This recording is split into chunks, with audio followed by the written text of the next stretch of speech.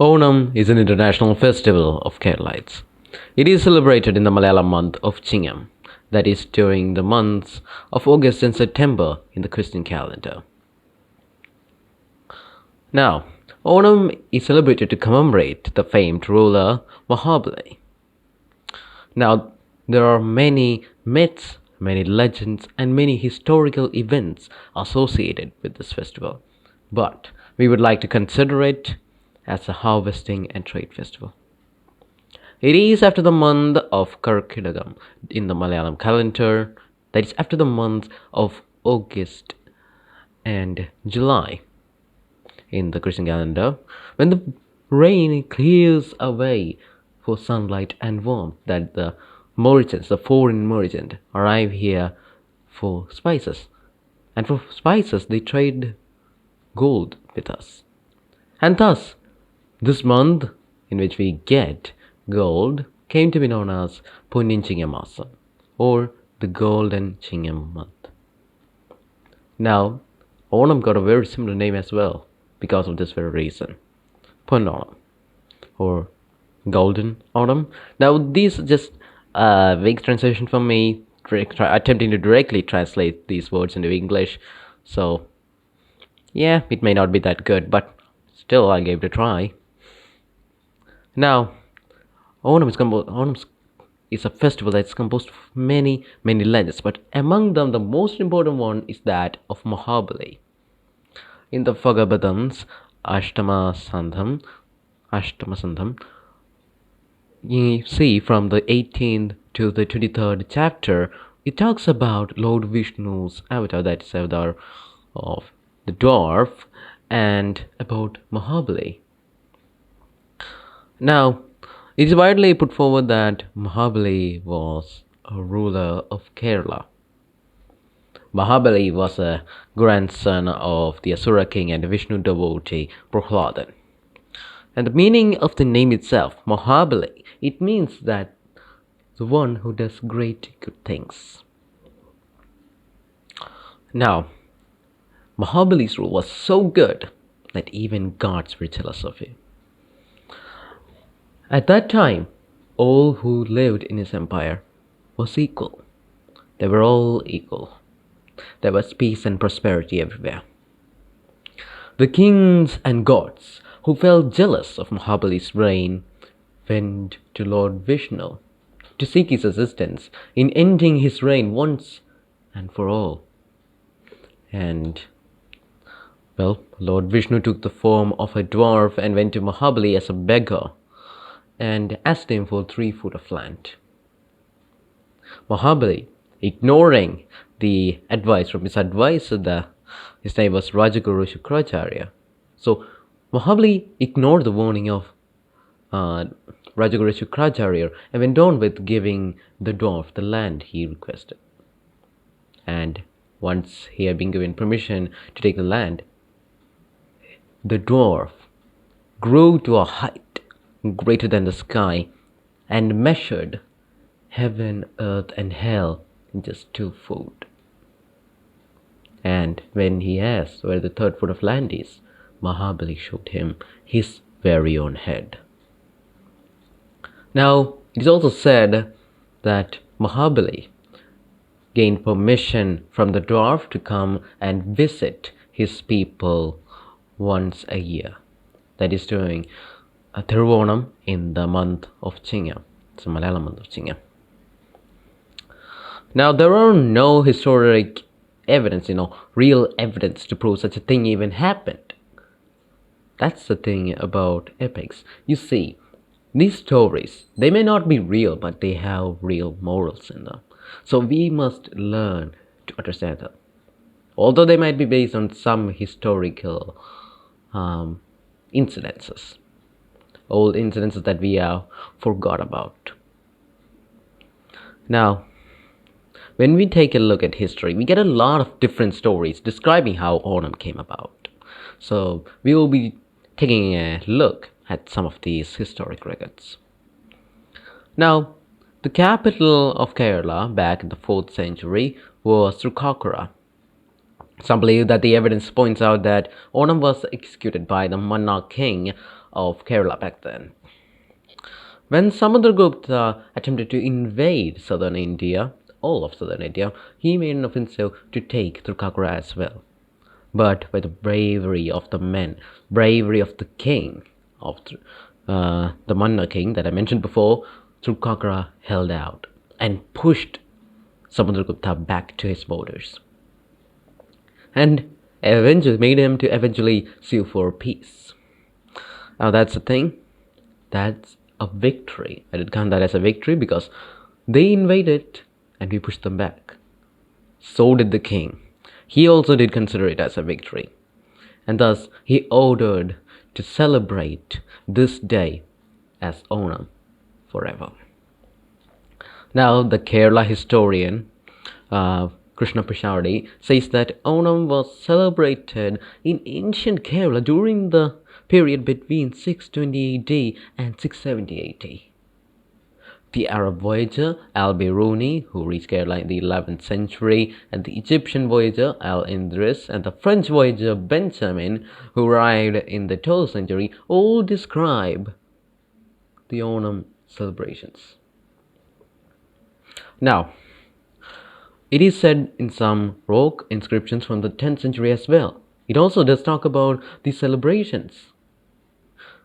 In the 10th century, the king Stanu Ravikulashegaran's Thiruvattur Likhita, he talks about Onam celebrations as well. However, when we study history and epics together, we can make out a lot of contradictions. Now, within the epics themselves, is there this contradiction? Because, well, it's composed of a whole different thing. It doesn't take place in the real world. It is in a world of its own, the world of literature. This may never have happened. Mahabali may never have existed in the first place. But the story of Mahabali means something. We must understand that. Now, I don't want you guys to forget that because we'll be talking about a guy a bit later.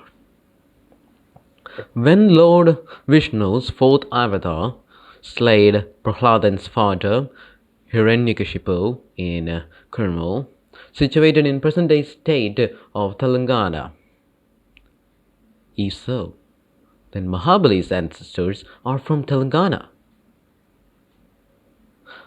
After Hiranyakashipu, his son Prahladan took the throne, then Virocharan, and of course eventually Mahabali. Now, during Mahabali's rule, he invaded all the way the small countries, the small nations, all the way to the present-day borders of Maharashtra and Madhya Pradesh. Now, his rule was, well, very lawful. He looked out for the people, and he was, in fact, very strong. Mahabali was not the fat guy, was never the fat guy that we think of him as today. He never was him. He was a king who went along with his troops, who led his troops in battle. He was at the tip of the spearhead that moved first into battle. Not a fat guy looking from a hill or something. He was never fat. I don't think he's fat because if he had to invade all the way to the present borders of Madhya Pradesh and Maharashtra, then he may not be fat at all. He may not even be near. He will be one of the strongest men of his time. Now, that said, small parts of Tamil Nadu in the 9th century was ruled by the descendants of Mahabali, because these were indigenous tribes of Andhra Pradesh. Getting what I'm saying? So, eventually some of them, in the 13th century, some of them migrated to Kerala. And among them, one became the strongest, the smartest, and got to rule through Kakara and, of course, through Punithra. That guy was Maveli. Now, these guys are the descendants from the Asura king we mentioned before, right? So, what is exactly an Asura king? Well, I think this means that a tribal king. So, an Asuran He's a tribal man or women. I don't know, but that's just my theory on what might be. Because you're free to make your own theories. Yeah. So Maveli, he was the ruler of Kerala, while Mahabali was an entirely different guy living in an entirely different time. He never was here. Well, according to his own story, Kerala didn't yet even exist. That's a fact. Because in that story, the exact same book, I believe it says Kerala didn't exist back then. Now, Mahaveli is said to be the one who stitched together the legend of Mahabali and the accompanying celebrations with the Onam celebrations in Kerala. Now, he can be, let's say, I'll term him as the father of present day Onam, or the modern Onam. I don't know if you will, but I will do, surely. Because he stitched these legends together. Now, let's move a bit forward into time. Forwards we're moving. Foreign products started making their debut in Onam, and managing 12 years of Onam celebrations were taken over by different kings. And if a king has a responsibility of looking after all the celebrations and stuff, then the other kings of Kerala, there are lots and lots of kings back then, so they will attend these celebrations. Now, eventually, the Travancore royal family took over these celebrations. They took over the control of these celebrations, and they were held at what's the name? Kanagakundu Palace. Yes. So these celebrations were held at the Kanagakundu Palace on the reign of the Travancore Palace, the Travancore royal family, if you can tell me like that. And eventually, the responsibility of managing these celebrations were taken over by the Kerala government, but they did not change the venue at which it took place because it's a good place and they respect the royal family. And thus, it still takes place in the Kanaguna Palace, so we can go and visit, no problem. However it may be, however all the celebrations are managed, however it may be, Onam is a deep running emotion, it's a deep feeling of Keralites. It runs through all of us. It's a culture passed down through generation to generation. It's a festival that is celebrated by Keralites all across the globe, regardless of religion, caste, color, or gender. Now, all games, including the traditional boat races, the tiger play or puligali, or the bear play, or any of these plays, the flowers, all of these are what makes up the modern Onam, the present day Onam.